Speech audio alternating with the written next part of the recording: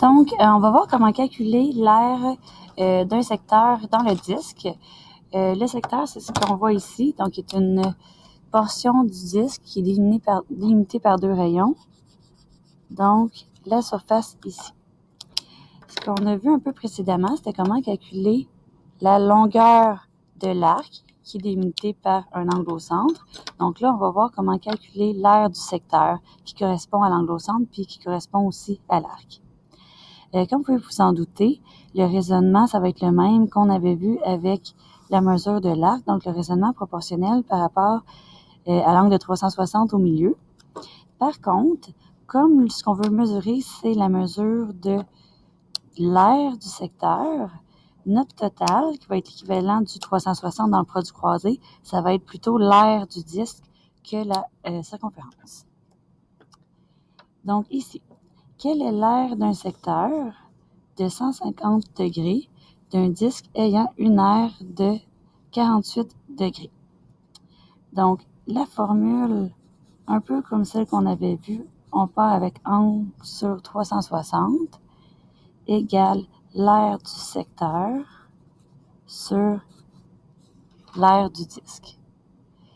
Donc, quand on a 3 de ces 4 informations-là, on peut faire le produit croisé pour trouver la donnée manquante. Donc, si on veut l'aire d'un secteur qui correspond à 150 degrés, donc 150 sur 360, l'aire du secteur, c'est ce qu'on cherche, donc c'est notre inconnu, sur l'aire du disque, et le disque a une aire de 48. En faisant un produit croisé, on va pouvoir trouver la mesure de l'aire du secteur.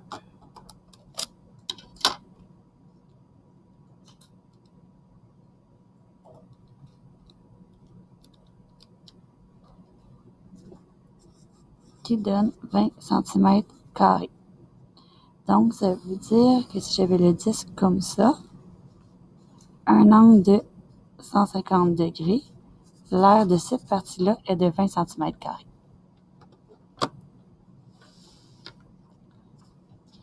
Le deuxième exemple. Quelle est l'aire du secteur illustré? Donc, ça va être sensiblement le même procédé, sauf que dans l'exemple précédent, l'aire du disque était donnée. Là, l'aire du disque n'est pas donnée. Par contre, ici, on peut voir qu'on a la mesure du rayon. Donc, à partir du rayon, on va pouvoir calculer l'aire du disque. Et en deuxième étape, on va pouvoir faire le produit croisé avec la formule du 360. Donc, l'aire du disque, c'est pi fois le rayon au carré.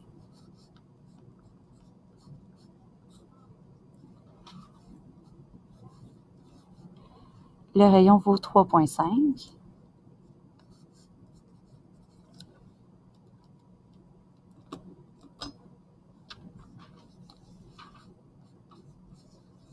Ce qui donne 38 et 48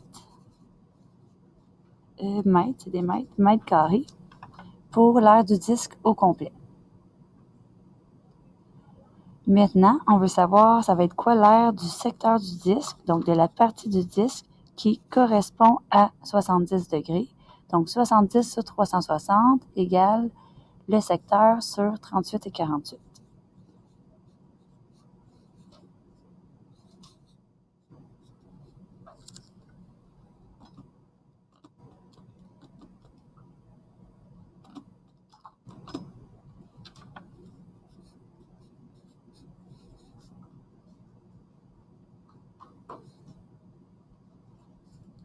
Donc, 7 et 48 mètres carrés pour la surface ici.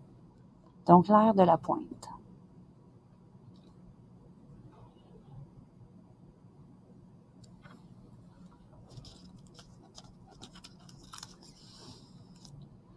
Pour le troisième exemple, quelle est la mesure de l'angle au centre?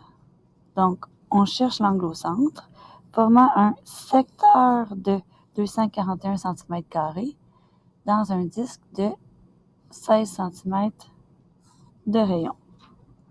Donc, on cherche l'angle au centre, on a le secteur et on a le rayon du disque.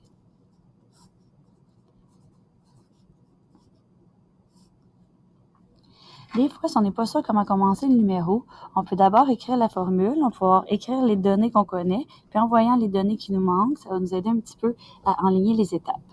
Déjà là, on sait qu'on cherche la mesure de l'angle. Donc, l'inconnu, qui est l'angle ici, c'est normal qu'on ne le connaisse pas pour le moment. Le secteur de 241 cm², il équivaut à l'angle. Donc, ici, on place l'aire du secteur. Ici, en bas, ça devrait être l'aire du disque. On ne connaît pas l'aire du disque, mais on connaît son rayon. Ça veut dire qu'on va d'abord avoir à calculer l'aire du disque pour faire la formule du 360 ensuite. Et un disque de 16 cm de rayon. Donc, pi fois 16 à la 2. La valeur exacte serait 16 à la 2, c'est 256. Donc, 256 pi, qui nous donne une valeur numérique de 804,25.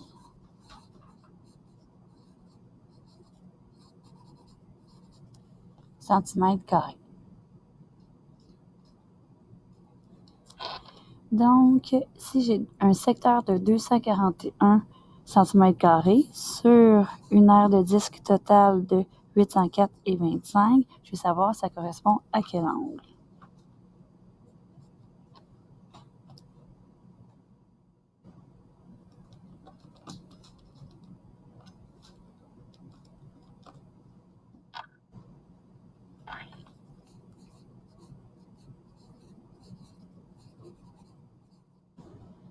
Donc, c'est pas ici, c'est des degrés plutôt, c'est l'angle qu'on cherchait. Donc, 107,88 degrés. Comme c'est un angle, on peut l'arrondir à l'unité, c'est accepté. Donc, les deux réponses ici seraient bonnes. On peut dire donc que c'est environ 108 degrés parce que d'habitude, sur le rapporteur d'angle, de toute façon, le plus précis qu'on peut aller, c'est à l'angle entier.